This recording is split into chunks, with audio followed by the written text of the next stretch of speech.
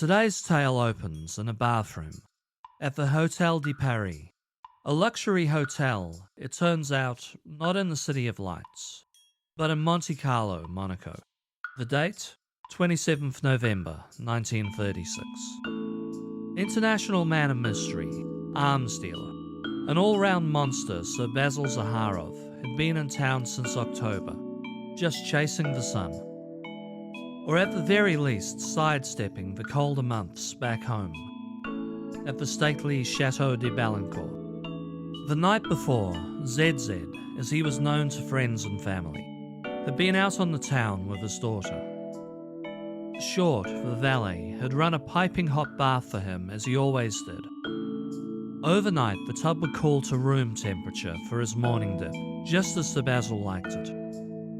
A creature of habit, Basil stayed at the same suite whenever in town. He always rose at 9:30, had breakfast in bed, caught up on all the important news, then bathed. Back to that bathroom. Today something was different. It must have come as quite the surprise to Short, though when he checked on the boss, he found Sir Basil dead in the tub. In this tale there is no great mystery at Basil's passing. He was 87 years old and in ailing health. Rich or poor, we all have to go eventually. However, his death was extremely newsworthy. Though largely forgotten now, in 1936, Sir Basil Zaharoff was remembered by many. When they thought of him, they did so as an agent of destruction, a man with the blood of hundreds of thousands on his hands. Somewhat gleefully, the press had jumped the gun and reported his death several times before.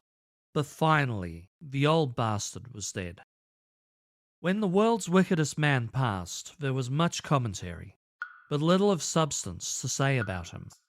He cast a huge, ominous shadow over Europe for years, manipulating politicians in many nations, and capitalizing upon their fears by feeding an unprecedented arms race. All agreed countless young men died so Zaharoff could be astonishingly rich. But when researchers looked into his dealings, the man was often little more than a shadow, lurking in the background. Today we're going to take a look at what can be said on the life of Basil Zaharoff. Like any mystery man, Basil Zaharoff's past was obscured for much of his life. All the better for him to claim to be Greek, Romanian, Russian, or on one occasion a Bulgarian doctor. But he was probably born in 1849 to Greek parents in Mugla in the southwest of modern-day Turkey. His birth name, Vasilius Zacharias. In 1821, the Greeks living in modern-day Greece successfully rebelled against the Ottoman Empire. The Ottomans had been their overlords for nearly 400 years at the time, having captured Constantinople in 1453, and then steamrolled through the remainder of the Byzantine Empire. The last Greek bastion, the Black Sea Principality of Theodoro, fell in 1475. Greece had never been content with being colonized. And the Greek War of Independence, 1821-29, was not their first rebellion. It was, however, the rebellion that counted. The Turks lost a lot of countrymen in that rebellion and carried out a bloody Easter pogrom against Greeks living in Asia Minor in retribution. Basil's family fled the pogroms to Russia, where they lived until the 1840s. While there, they Russified their surname to Zaharoff. They did eventually return, however, first to Mugla, and then Istanbul when Basil was just 3 years old. As a child, Basil probably attended a posh school in England, but at some point in his teens, he was back in the Ottoman Empire. In Istanbul, he is alleged to have worked as a tour guide, then a brothel tout, then finally a fireman. Now this doesn't quite mean what it does today.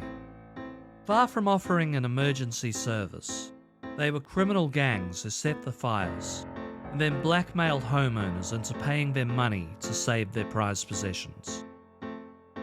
In 1865, a fire in the Hokapasa region of Istanbul got far out of control and destroyed more than 2,900 homes.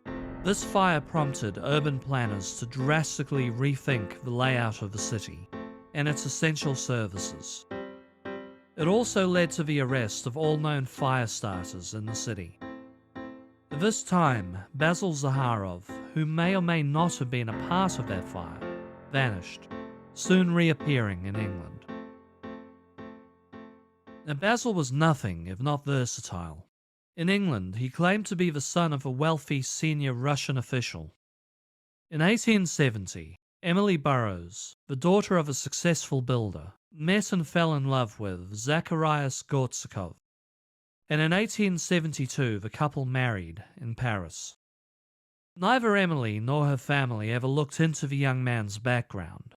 If they had, they would have soon realized his alleged family background and the actual story of recently deceased Russian war hero, Prince Mikhail Gortsakov, did not match terribly well, but they took the young man at his word. And the couple's wedded bliss lasted for about a month. One day, Basil Zaharoff convinced Emily they must flee to Europe immediately.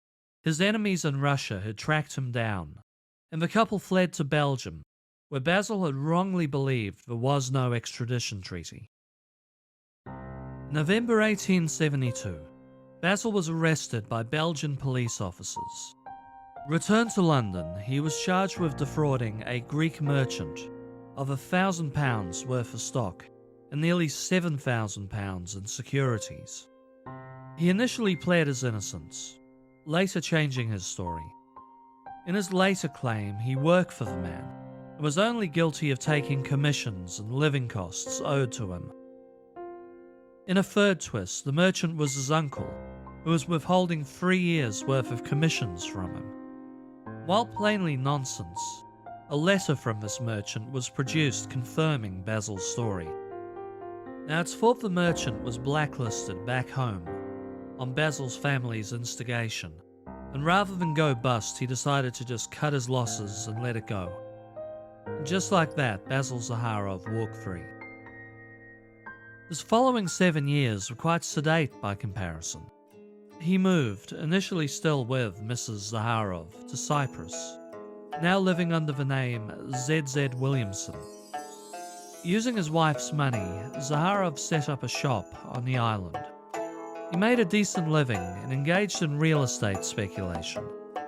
And while on Cyprus, he became good friends with Stephen Skoloudis, a prominent businessman who would later become Prime Minister of Greece.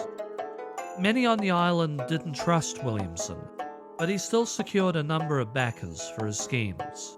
As Basil cruised a while, presumably enjoying several law-abiding years, international tensions flared up between Russia, the Ottomans, and Greece.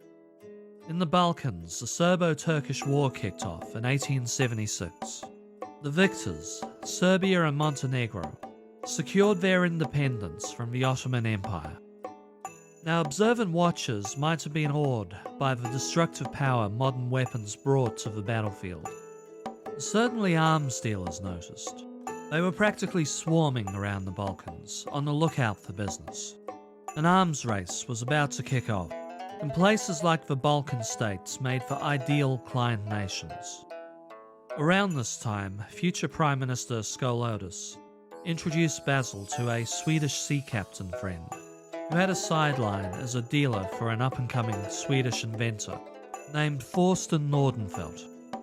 Captain was moving on, so probably in 1877, Basil Zaharoff, newly minted arms dealer, stepped into the breach. But for the following couple of years, he continued to busy himself as a shopkeeper and a real estate speculator. He only made one sale, a shipload full of rifles he sent to Greece in 1881, after his life began to spiral. In those quiet years, Emily left Basil and returned to England. Once divorced, she allegedly had a brief affair with future Prime Minister of Britain, David Lloyd George. Hang on to that for later. Basil started another business, a building contracting company, which he hoped would modernize Cyprus. By 1879, Basil was in London, trying to convince the British who rented Cyprus off the Ottomans to buy Cyprus outright. His hope that to do so would bring political stability to the island. This would lead to overseas investors hiring Basil's construction firm. A change of government back in England threw a spanner in the works, but the incident that nearly brought him low was several large bills that had been piling up. The Cypriot economy slumped in 1880, and debtors came looking for him to pay his bills. Basil Zaharoff hightailed it out of Cyprus. Basil spent time in Paris and then Greece, before he boarded a ship bound for New York in 1884. In America, he bought a Texan cattle ranch and invested in oil and railroad companies. He next made headlines when, as Zacharias Zaharoff, he bigamously married an American heiress named Jeannie Billings, an American businessman who lived in Bristol in the 1870s. Saw the news report on the wedding and guessed this Zacharias Zaharoff was the guy he'd met years earlier, the shyster who married Emily Burroughs. He approached Jeannie's parents with his concerns. Jeannie's family hired private investigators, and a mad rush to England ensued. The following scandal made international news headlines and led to a fast end to his second marriage. It was at this point Basil Zaharoff, a long-dormant agent for Nordenfeldt's weapons firm, finally appeared out of the woodwork. There's a phrase in English now more or less fallen into disuse: the system Zaharoff. It is perhaps best explained by the tale of the submarines. So there's this legend, often told by Zaharoff himself, that one day he arrived in Athens and scared the Greek government into buying a submarine to fight off the Turks. Sooner or later, the mighty Ottoman Empire would try to reconquer Greece after all. Days later, he was seen in Constantinople. While there, he met with the leadership, convinced them the Turks needed 2 submarines. Athens had ordered a submarine from him just the other day, and this augurs well for no one. Now this is pernicious enough, but from there he visited Russia, convincing them the only way to deal with a Turk with a submarine is to have a Russian with a submarine. The way Basil told it, he sold them 4 subs. Broadly speaking, something like this did happen. But of course, all 3 nations had been spending a large percent of their GDP in stockpiling and rearming themselves before Basil appeared.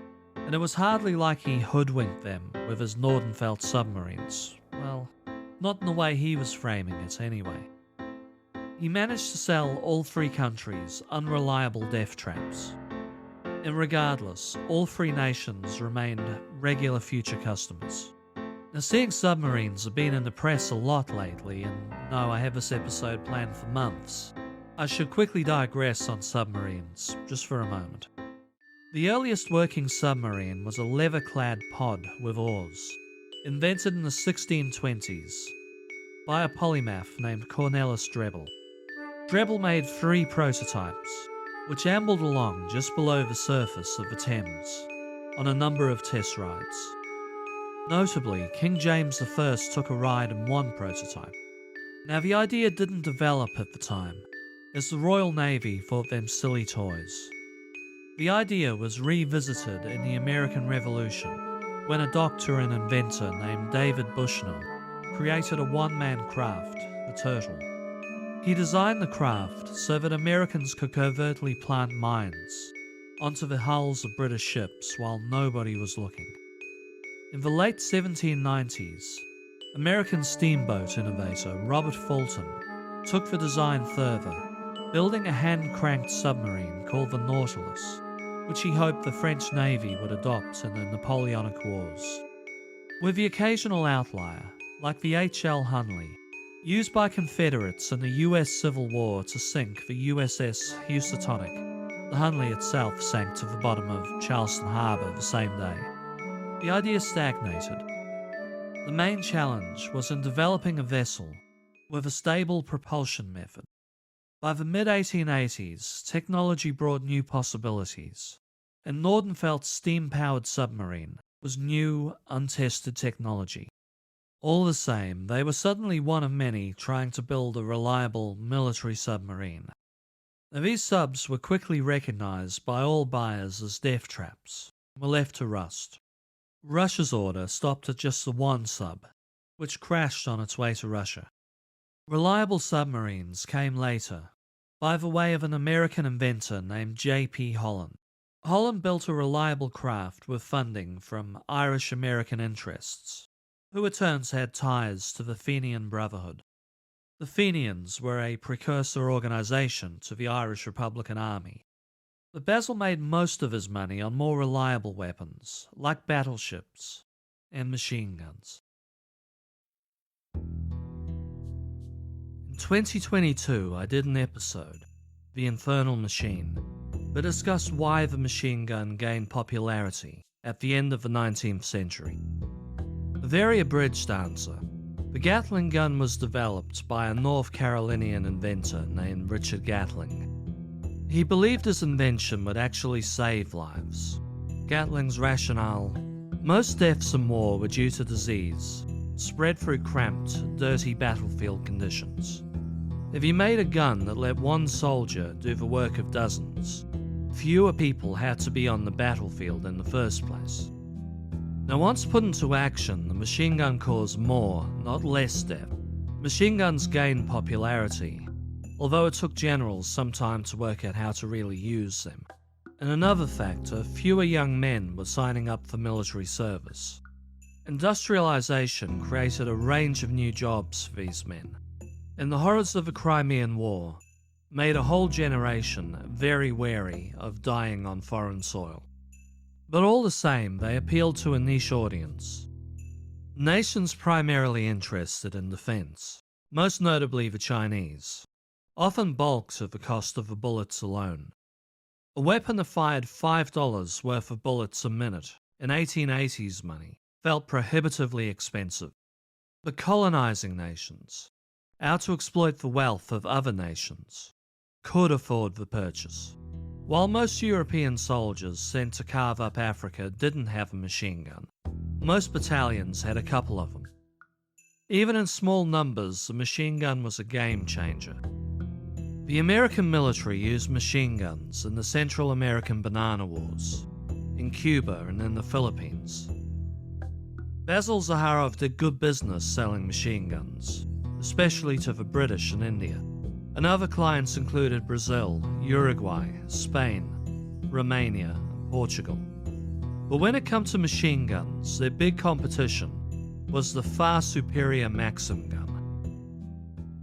We also mention Hiram Maxim in The Infernal Machine. Born in 1840 in Sangerville, Maine, he invented the first fully automatic machine gun. An inventor who literally made a better mousetrap, and who may have made an earlier light bulb than Edison. He stated one fateful day in Vienna, Austria, somebody advised him, "Hang your chemistry and electricity. If you want to make a pile of money, invent something that will enable these Europeans to cut each other's throats with greater facility." By 1884, Maxim had gone into business with the Vickers Company, and he soon won contracts with the Swiss and the Italians. At one exhibition, Zaharoff faced off against Maxim for the Russian ruble. Basil undermined Maxim's sharpshooters by getting them too drunk to shoot straight. At another, this time touting for Austrian sales, the Maxim gun easily outgunned the Nordenfeldt, but Basil still threw a spanner in the works. Sure, the gun was great, but it didn't fire Austria's preferred gauge of bullet. Maxim returned to the factory and had one of the guns refitted. That gun proved faulty on exhibition. It was claimed Basil got to the gun by taking the foreman out for lunch, and then got him drunk enough to pass out. After a quick repair, the gun was ready to exhibit, but a stranger in the crowd, Basil, convinced several onlookers the Maxim gun was too highly strung and would require constant maintenance. Maxim was furious with Zaharoff, though he still won the Austrian contract for 150 machine guns. However, the two men soon became close friends. Vickers and Nordenfelt merged, and Basil Zaharoff soon became Vickers' top salesman. In the decades leading up to the First World War, Basil profited off unprecedented weapon sales. A modest commission in terms of percentage was still enough to make him outrageously wealthy. In many cases, Basil and others like him were fomenting this boom in sales by scaring or bribing politicians into vastly increasing their arms budgets. Basil had an uncanny ability to find the right person to bribe. Well, technically, he would claim he lost a lot of stupid bets. Many a Tuesday, Basil was said to have lost a fortune by betting some high-ranking official tomorrow would be a Sunday. He also had a talent for finding and betting powerful men's mistresses to get an in with that powerful man. One aristocratic Spanish woman he likely betted for this reason, the Duchess de Villafranca de los Caballeros, would later become his third wife. He cultivated a vast network of assets, including a rogue named Ignaz Trebitsch Lincoln. I'll return to Ignaz sometime in the future. But most importantly, it was rumoured he caught the ear of future Prime Minister of Britain, David Lloyd George, through the politician's extramarital connection with his first wife. Now, because of an incident in 1927 that we will come back to, we just don't have enough by way of details of his many meetings with the power brokers of Europe. We don't know to how much of an extent he stoked the fires for the upcoming war. But we do know, in a war whose main drivers included rapid rearmament, repeated cases of false brinkmanship, and growing numbers of talking heads stating a coming war was inevitable, Basil Zaharoff always seemed to be in the background. In 1891, a political rift in Chile between reforming President José Manuel Balmaceda and their Congress accelerated into an all-out civil war. Basil Zaharoff was there to arm both sides. The war raged for 6 months, costing 10,000 lives, including that of deposed President Balmaceda. Basil Zaharoff was there in the aftermath to replenish her armaments. In South America, it is rumoured he arranged for a number of truces to local conflicts, so Vickers could come in and rearm both sides. Back in Europe, Basil diversified, buying up newspapers. Now one may ask why a shadowy, powerful arms dealer would want to sway public opinion in the decades before the Great War, and for me to say any more would just be speculation. When war was declared in Europe, Basil Zaharoff, to his credit, chose a side. Though it should be pointed out, all arms dealers did. But all arms dealers had patents being used by their opposition, bringing in money from the enemy. They all profited to some degree from both sides of the war. Basil, now in his 60s, went to work for the Allies. During the war, Basil meddled by convincing the Allies not to bomb German-captured steelworks at Thionville. In an effort to protect Zaharoff's business interests, the war stretched out longer than it had to, at a heavy cost in lives. On the flip side, he worked hard behind the scenes to bring Greece into the Allied fold. Greece was divided over the war. Their king, Constantine I, was a friend of Germany's Kaiser Wilhelm, and felt that if they should support anyone, it should be the Germans. Their Prime Minister, Eleftherios Venizelos, was a vocal supporter of the Allies. Greece finally came to the party, on the Allied side in 1917.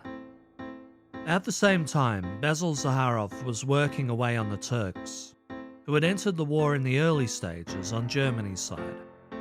He'd secured £10 million from David Lloyd George to bribe a junta of Turkish officers and politicians to rebel and then surrender to the Allies.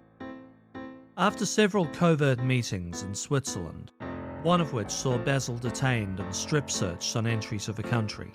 He never quite got the putsch over the line, but all the same, this effort won him a knighthood from Britain at the war's end. Now, there are a few other tales I'd like to share on our mystery man. He invested his wealth into a number of businesses, and this included the oil industry. He was a major shareholder in the Anglo-Persian Oil Company, the precursor to BP Oil.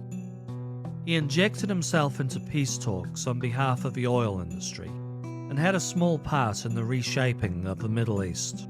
Although in all fairness, his views align very closely with David Lloyd George's anyway.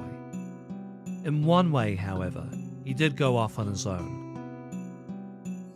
Anglo-Persian oil needed access through the former Ottoman Empire's former European lands, specifically the Thracian Road, to get to some of their oil fields.